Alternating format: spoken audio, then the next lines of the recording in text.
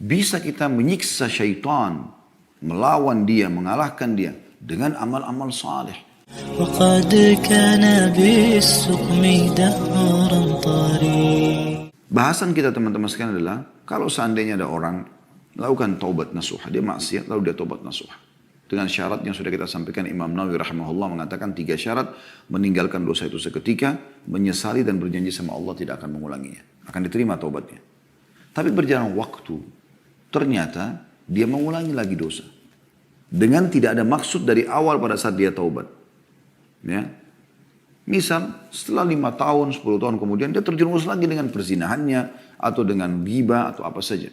Karena lemahnya iman pada saat itu. Apa yang harus dilakukan? Taubat lagi. Tapi ingat ya, bukan taubat ini direkayasa. Artinya gini, dari awal waktu dia taubat pertama, dia tinggalkan dosa. Baiklah, zina berhenti. Sesali, tapi dia belum berjanji, belum bertekad. Kalau ada kesempatan satu waktu, saya juga gampang tobat. Berarti tobat awal sudah tidak diterima sama Allah SWT. Ini betul-betul murni, dia tidak mau, dia menyesal, dia tekad benar-benar bulat. Satu waktu memang lemah imannya, lalu kemudian dia terjumus lagi. Apa yang harus dilakukan? Taubat lagi. Karena syaitan berhasil menyerang dia pada saat itu. Tugas dia adalah melawan syaitan itu. Melawan syaitan dengan apa? Dengan memberhentikan serangan syaitan tadi. Maksiat itu adalah serangan syaitan. Ibarat Anda kalau sedang ada godaan untuk berbuat dosa, misal mendengar yang haram, melihat yang haram, tangan menjamah yang haram, kemaluan melakukan yang haram, kaki melangkah yang haram. Ini sebenarnya Anda sedang diserang sama syaitan. Saya ulangi lagi. Anda sedang diserang sama syaitan. Yang ketiga kali saya ulangi. Anda sedang diserang oleh musuh Anda, syaitan. Pertanyaan saya teman-teman sekalian. Kalau Anda sedang diserang, apa yang Anda lakukan? Renungi, perkataan ini renungi. Kalau Anda sedang diserang oleh musuh, apa yang Anda lakukan? Diam saja kah? Atau menangkis dan melawan? Nggak ada pilihan lain. Kalau Anda diam saja, berarti syaitan atau musuh kita leluasa.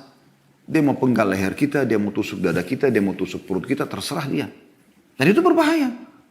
Kecil saja cuilannya sudah cukup membuat kita kesakitan. Allah mengatakan tentang syaitan, aduun lakum fattakhidu adua. Musuh kalian maka jangan jadikan dia sebagai musuh. Tugas saya apa? Tangkis. Kan gitu. Kalaupun kita sudah menangkisnya, misalnya ada bisikan untuk berzina atau untuk ini dan untuk itu, lalu kita tangkis, enggak, saya enggak mau. Terus aja itu. Terus aja bergejolak karena dia lagi serang. Nah, caranya gimana supaya kita malah ya membuat dia jadi nggak bisa menyerang lagi kita? Kita harus kuat sekali bentengnya. Benteng ini adalah keimanan. Jadi beda teman-teman sekalian kalau benteng Anda itu cuman kalau kita ibaratkan rumah seperti pagar dari kayu yang rapuh. Ular datang ya, dan ular ini mau masuk menyerang Anda. Maka dia dengan leluasa mematok kayu itu mungkin bisa merusaknya gitu. Tapi kalau Anda punya pagar atau tembok beton, ular ini biar matok nggak bisa apa-apa, patah malah giginya. Karena kuatnya. Nah kekuatannya teman-teman adalah ilmu. Amalkan ilmu itu. Selalu ya berdoa, berzikir. Itu ada senjata-senjata Anda. Kapan ada serangan langsung Anda bisa tepis. Bahkan Anda bisa menyerang kembali. Kalau kita serang dia, serangan itu adalah dengan senjata-senjata Anda. Kita berzikir isti'adah. Kita bertaubat kepada Allah SWT. Ini semua senjata-senjata yang luas. Dan senjata yang paling luar biasa menghanguskan, membumi-hanguskan syaitan itu adalah taubat. Karena kapan dia menyerang, kita langsung tangkis dengan taubat itu. Astaghfirullah wa atubu ilaih. Saya nggak akan lakukan. Maka dia akan kalah secara otomatis. Sampai pernah dinukil dalam sebuah riwayat. Iblis berkata, saya akan terus menyesatkan hamba-hambamu ya Allah. Dari turunan Adam. Kata Allah SWT, saya akan terus memaafkan mereka selama mereka beristighfar dan bertaubat. Iblis juga berkata, dinukil dari Ibnul Qayyim rahimahullah, beliau mengatakan, Iblis berkata,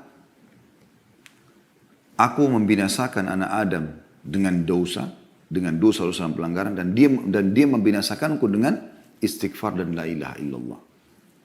Jadi kita sebenarnya bisa kita menyiksa syaitan, melawan dia, mengalahkan dia dengan amal-amal saleh. Dia tersiksa karena dia berusaha untuk menyerang tapi tidak pernah bisa. Senjatanya tidak secanggih kita. Kita sangat canggih teman-teman. Zikir itu sangat canggih. Doa sangat canggih. Sholat malam itu canggih. Canggih luar biasa. Iblis ibaratnya cuma pakai pisau dapur. Anda ini pakai nuklir. Apa yang bisa dilakukan? Buat aja itu. Ya. Tidak apa-apa zina. Tidak usah zikir, tidur aja masih malam, masih panjang malam. Anda kan bisa tolak. Tidak, saya nggak mau. Anda bangun. Terus setan buat apa? Menjelma depan Anda, mencekik Anda, memaksa? Nggak bisa. Dia lemah. Kata Allah SWT, inna kaida syaitani kana dha'ifa. Dia sangat lemah. Anda punya banyak perangkat-perangkat mutakhir yang Allah SWT sudah siapkan. Ayo teman-teman, lawan dia sampai hanya batas ajal datang. Saya akan bacakan apa dikatakan oleh penulis di sini di halaman 53. Judulnya, jika dosa berulang, maka ulangilah taubatmu. Ulangi bertaubat. Ada kalanya seorang pemuda jatuh dalam dosa, lalu dia menyesal, bertaubat, dan menjauhi dosa tersebut. Kemudian dia melakukan dosa kembali, lalu dia bertaubat, dan demikian seterusnya. Kemudian saat itu dia bertanya-tanya, apakah saya boleh bertaubat setelah itu? Syaitan memang sengaja bersandar pada kelemahan tersebut untuk meyakinkannya supaya tidak bertaubat dan bahwa dia bukan orang yang bersungguh-sungguh. Jadi kalau orang sudah buat dosa lalu bertobat. Jarang waktu lama, lalu dia buat dosa lagi. Nah di sini syaitan berusaha dia tidak taubat. Kenapa? Karena kalau dia taubat, berarti kan dimaafkan lagi sama Allah SWT. Dia kayak menyerang syaitan itu. Syaitan tidak mau. Kalau dia sudah berhasil lukai tubuh kita, dia nggak mau teman-teman sekalian. Ya sudah, selesai. Enggak. Dia akan coba berusaha mematikan kita. Ya, berusaha terjerumus dalam dosa-dosa. Dari zina-zina yang kedua, zina yang ketiga, zina yang keempat. Seakan-akan kita tidak usah bertobat. Atau tidak diterima taubatnya karena terlanjur mengulangi dosa. Ini semua waswas syaitan. Justru pada saat itu yang paling Anda butuhkan adalah taubat. Ulang lagi, taubat lagi.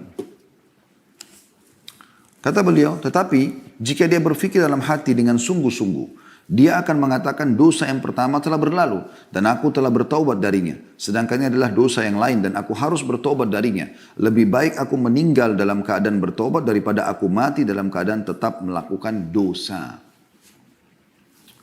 Dalam sunnah nabawiyah, maksudnya dalam hadis Nabi SAW, ada riwayat yang menegaskan makna di atas.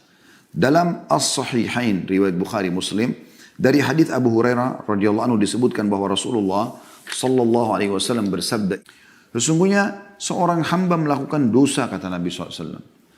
Atau beliau bersabda, berbuat dosa. Lalu dia berkata, wahai Tuhanku, aku telah berbuat dosa. Maksudnya dia menyesali. Atau kata Nabi SAW, dia mengatakan, aku melakukan dosa, maka ampunilah aku. Tuhannya berfirman, apakah hambaku ini tahu bahwa dia mempunyai Tuhan yang mengampuni dosa dan menghukum karenanya, karena perbuatan dosa tersebut? Maka Allah mengatakan, aku telah mengampuni hambaku ini. Karena dia tahu dia punya Tuhan yang akan memaafkannya. Kemudian dia tinggal selama yang Allah kehendaki. Maksudnya berjalan umurnya beberapa tahun, beberapa waktu. Kemudian dia melakukan dosa lagi atau berbuat dosa lagi. Maka dia berkata lagi, wahai Tuhanku, aku telah berbuat dosa atau melakukan dosa lagi. Maka ampunilah. Tuhannya berfirman, apakah hambaku mengetahui bahwa dia mengetahui Tuhan yang mengampuni dosa dan menghukum karenanya? Tanda tanya. Maka Allah mengatakan, aku telah mengampuni dosaku. Atau telah mengampuni hambaku ini. Kemudian dia pun tinggal selama yang Allah kehendaki. Berjalan lagi sekian tahun umurnya. Kemudian dia berbuat dosa lagi.